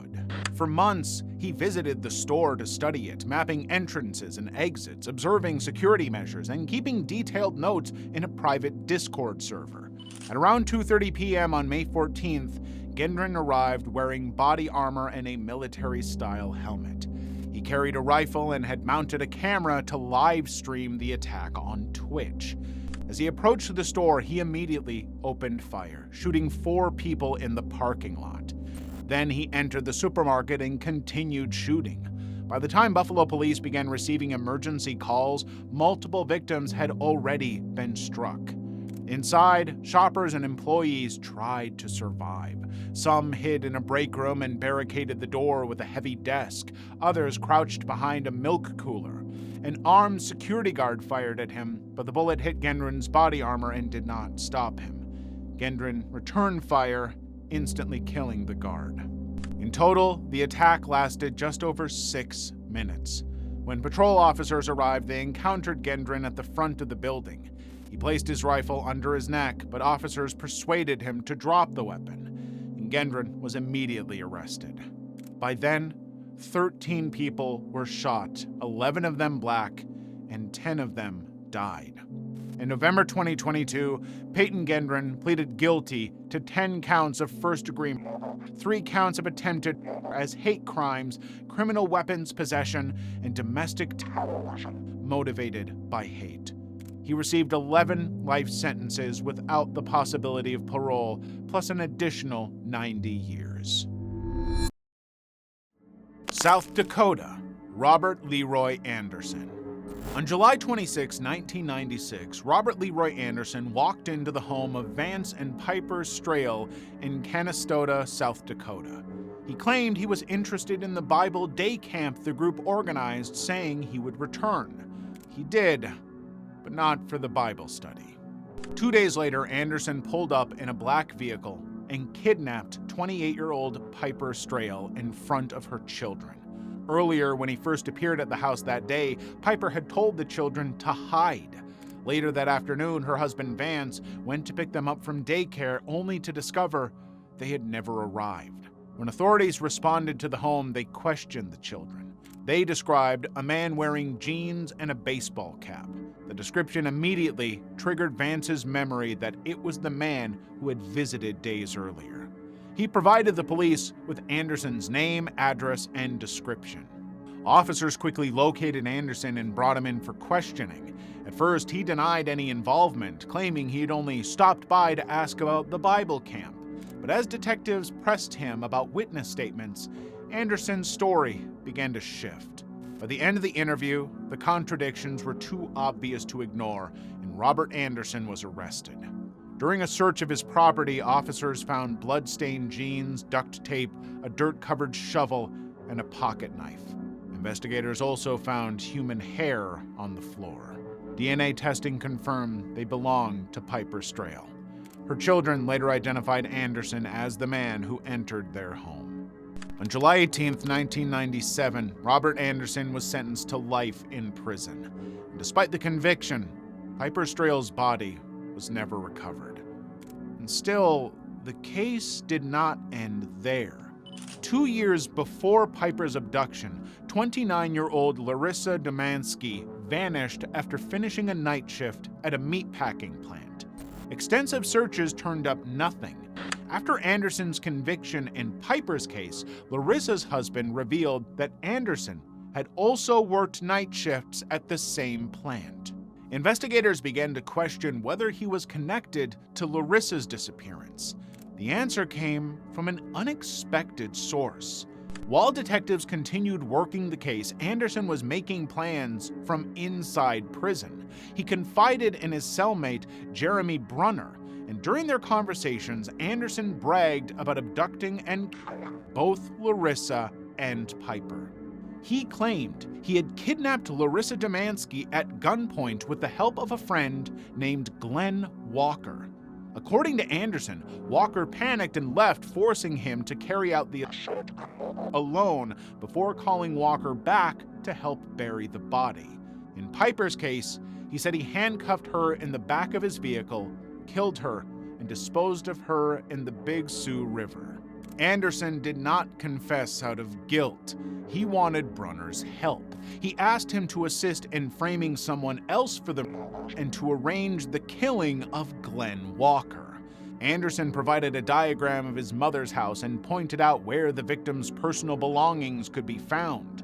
He also gave Brunner a description of Walker and a map to his home so a hitman could locate him. Instead of helping, Jeremy Brunner went to the police. Confronted with the new information, Glenn Walker eventually led authorities to a gravesite where Larissa Domanski had been buried. Glenn Walker was charged with attempted first-degree and conspiracy to commit kidnapping. He was sentenced to 30 years in prison. Robert Anderson was tried again, and this time he was sentenced to death. He spent 4 years on death row, and in 2003, before his execution could be carried out, Robert Leroy Anderson took his own life in prison. California. San Bernardino attack. On December 2nd, 2015, the San Bernardino County Department of Public Health held a holiday luncheon. It felt like any other office celebration, but it wasn't. In the middle of it all, Health Inspector Saeed Farouk quietly slipped out. And before leaving, he placed a backpack on a table, and one person questioned it. When he returned minutes later, he was with his wife, Tashfeen Malik, and both were armed with rifles. At 10:58 a.m., the couple opened fire outside the building. Moments later, they entered and, within just 3 minutes, fired more than 100 rounds. A bullet struck a fire sprinkler pipe, sending water pouring from the ceiling and making it difficult to see. Still, the attackers moved between tables, targeting people who were trying to hide. By the time officers arrived, Farouk and Malik had already fled in a rented SUV.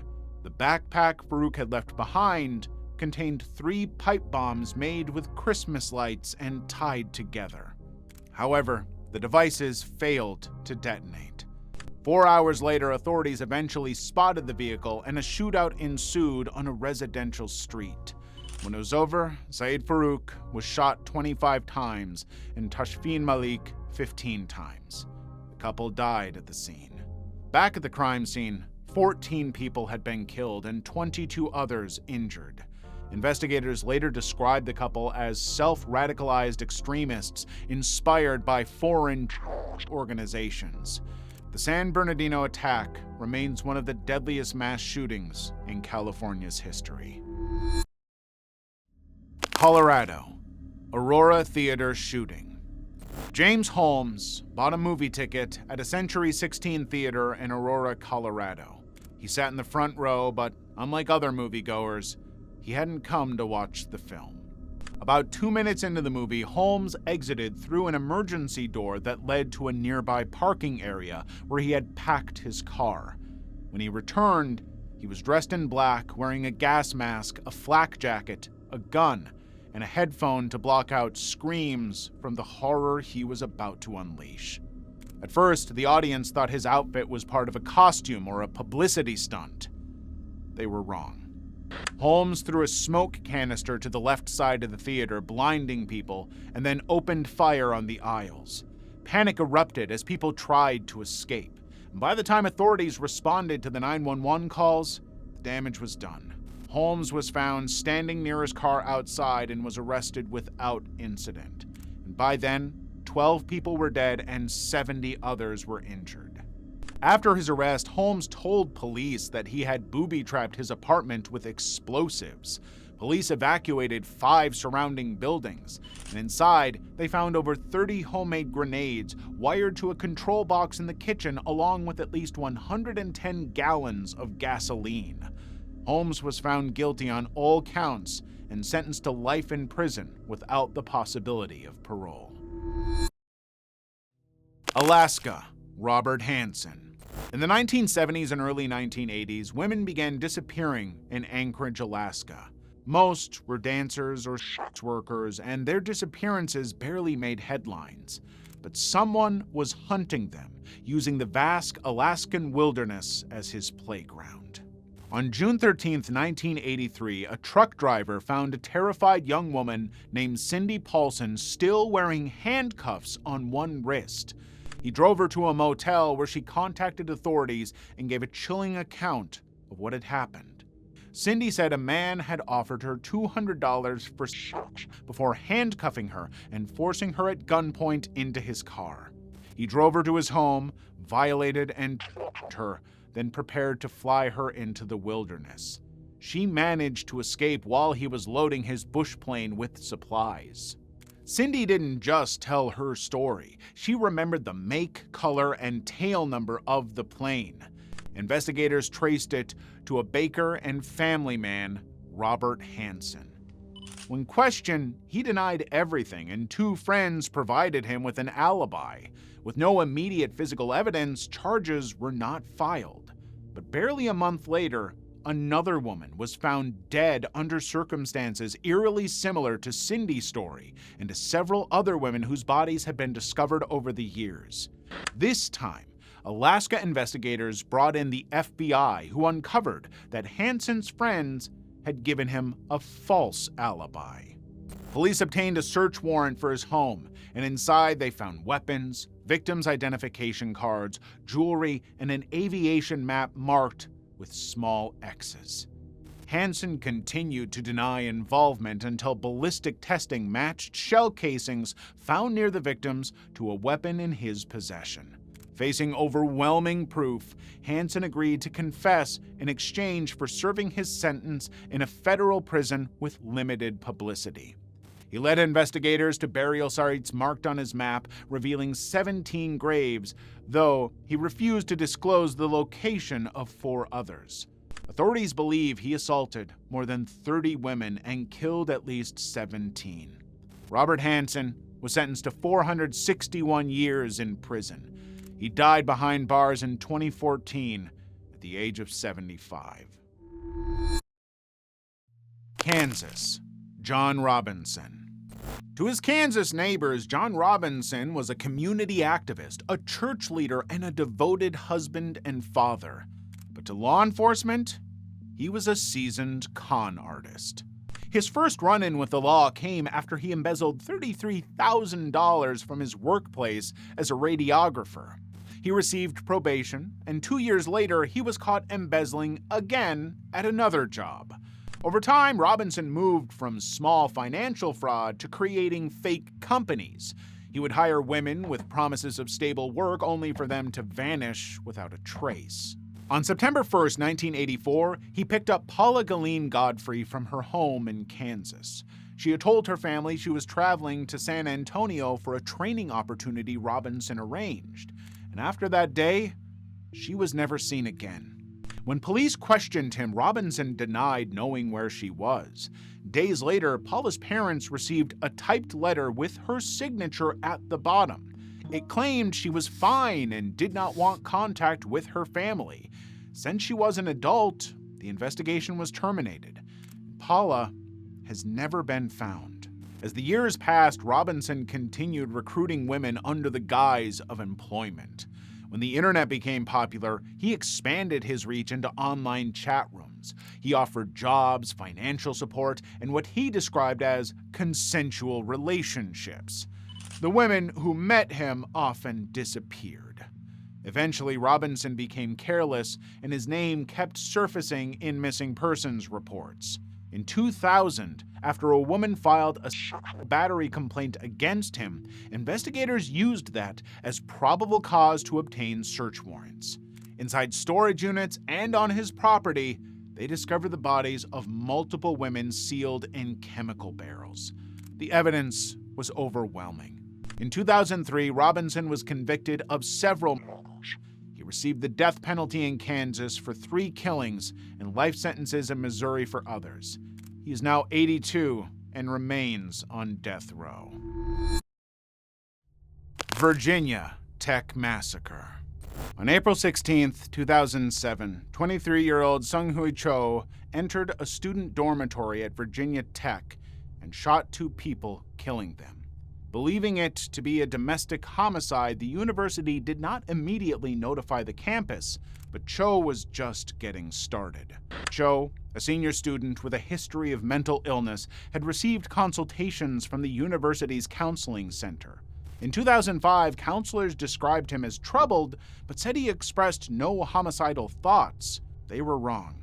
While police responded to the dormitory shooting, Cho mailed a package to NBC News in New York.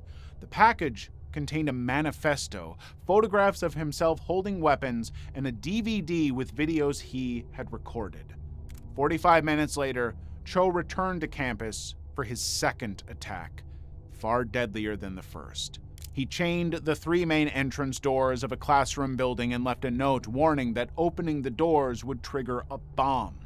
By the time a faculty member discovered the note and notified administration, Cho had begun shooting. He first entered a classroom, killing the professor and 9 students. He then moved down the hall, shooting into other classrooms and killing 20 more people. 10 minutes later, a SWAT team began making its way into the building. Cho heard their footsteps as they approached. Just before officers reached them, he turned the gun on himself. In total, Cho killed 32 people and wounded 23 others, including several who were injured after jumping from second-story windows in an attempt to escape.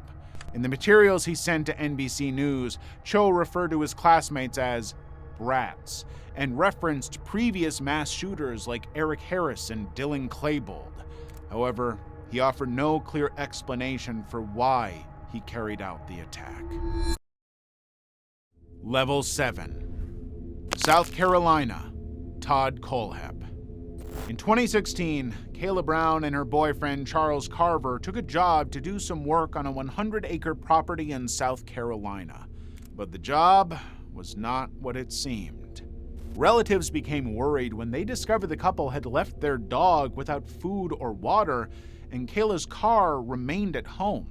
On August 31st, 2016, both Kayla and Charles were reported missing. For 2 months, authorities searched thoroughly, but it was as if they had vanished from the face of the earth. Then, in October, Charles posted on Facebook announcing that he and Kayla were now married. While Kayla's account remained silent, Charles began responding to messages, assuring people that he and his partner were safe. However, relatives weren't convinced. The posts were so out of character for Charles that they suspected his account had been hacked. That phone activity would become the answer to the couple's disappearance. Investigators traced the couple's phone signal to a large, secluded property owned by real estate agent Todd Kohlhepp. Initially, their search yielded nothing until they heard banging noises coming from a large metal container. No one was ready for what they were about to discover. Inside, Kayla Brown was chained and unable to move properly. She had been held captive for 2 months and repeatedly violated. When officers asked about Charles, she revealed that Todd had killed him the same day he abducted them. But it didn't end there. Kayla told officers that Kohlhepp had buried other victims in shallow graves around the property. He had taken her to the graves to intimidate her into not escaping. Upon searching, officers found the bodies of Johnny and Megan Croxey, a couple who had gone missing in 2015 after being hired to work on Kohlhepp's property. Todd Kohlhepp was immediately arrested, but there was more. In exchange for talking to his mother, Todd admitted to killing several others dating back to 2003, including the murder of 4 people at a motorcycle shop in Chesney. Authorities were able to identify 9 victims, including Kayla, but Todd insisted there were more unknown victims. On May 22, 2017, Todd Kohlhepp was sentenced to 7 consecutive life sentences without the possibility of parole. North Dakota, Savannah LaFontaine Graywind. Savannah LaFontaine Graywind was 9 months pregnant when she placed a pizza order to her family's apartment in Fargo, North Dakota on August 19, 2017. Before the delivery arrived, she went upstairs to help her neighbor with a sewing project and vanished before the pizza arrived. Her family reported her missing almost immediately, and volunteers joined law enforcement in a desperate search. Meanwhile, her neighbor, Brooke Cruz, suddenly appeared with a newborn baby, claiming she had given birth at home. Those around her were confused because no one had seen signs of a pregnancy. 8 days later, Savannah's body was found wrapped in a duvet cover near the Red River. Her baby had been forcibly removed. This discovery prompted officers to search the apartment Cruz shared with her boyfriend, William Hohen. Inside, they found a healthy newborn child. When questioned, the couple gave conflicting stories. Cruz claimed Savannah had asked for help inducing labor and later returned to hand over the baby. Hohen said he came home to find Cruz cleaning blood from the bathroom, and she told him, "This is our family." DNA testing eventually confirmed the baby was Savannah's child. In 2018, Brooke Cruz was sentenced to life in prison without parole, while William Hohen received a 20-year prison sentence for his role in the kidnapping. Texas, the Andrea Yates case. On June 20th, 2001, Andrea Yates repeatedly called her husband asking him to return home immediately. She didn't say why, but he rushed there worried for his children's lives, regretting ignoring the pattern. Andrea had suffered from depression since her teenage years, but for a time, she appeared to overcome it and move forward with life. After marrying Russell, the couple announced their desire to have as many children as possible. However, after the birth of their fourth child, Andrea's depression resurfaced.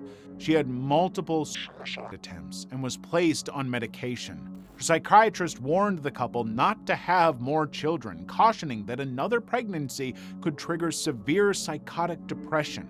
Despite this, Andrea became pregnant with a fifth child. Following the birth, her condition worsened.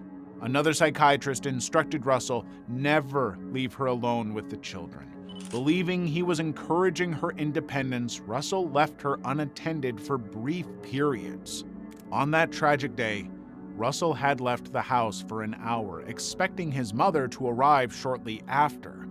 It was in that short window that Andrea did the unthinkable. She called 911 asking for help, but refusing to explain why. When Russell and officers arrived, they found that Andrea had all 5 of her children in the bathtub. She calmly confessed and was charged with capital murder. During her trial, the jury rejected the insanity defense and sentenced Andrea Yates to life imprisonment with the possibility of parole after 40 years. 3 years later, the conviction was overturned due to improper witness testimony during the original trial. In 2006, Andrea again pleaded not guilty by reason of insanity. And this time, she was found not guilty and committed to a mental health facility in Texas, where she remains today. Washington, the Josh Powell case. On December 7, 2009, relatives reported the entire Powell family missing.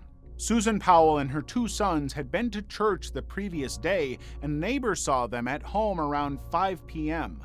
That was the last time Susan was seen alive.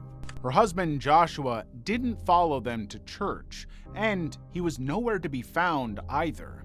While everyone began to worry, Joshua suddenly returned home with the 2 boys.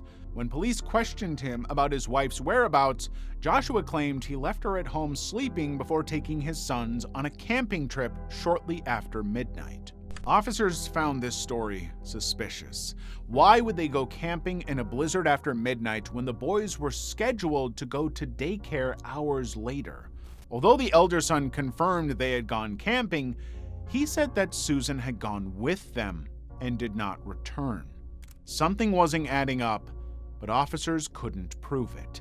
Upon searching the home, investigators found traces of Susan's blood on the floor, a $1.5 million life insurance policy, and a handwritten letter from Susan expressing fear for her life.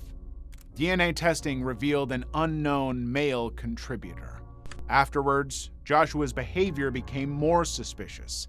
He liquidated his wife's retirement accounts and withdrew his children from daycare. A month after Susan's disappearance, Joshua moved from Alamogordo to live permanently with his father Stephen, brother Michael, and sister in Puyallup. In Puyallup, investigators discovered a shocking detail. Joshua's father Stephen had been obsessed with Susan for years. The search of Stephen's computer turned up over 4,500 images of Susan taken without her knowledge. On September 22, 2011, Stephen was arrested after police found explicit videos of vulnerable people on his devices. Following these revelations, the court granted Susan's father custody of the boys, ruling that Joshua would have to move out of his father's residence if he wanted access to his children.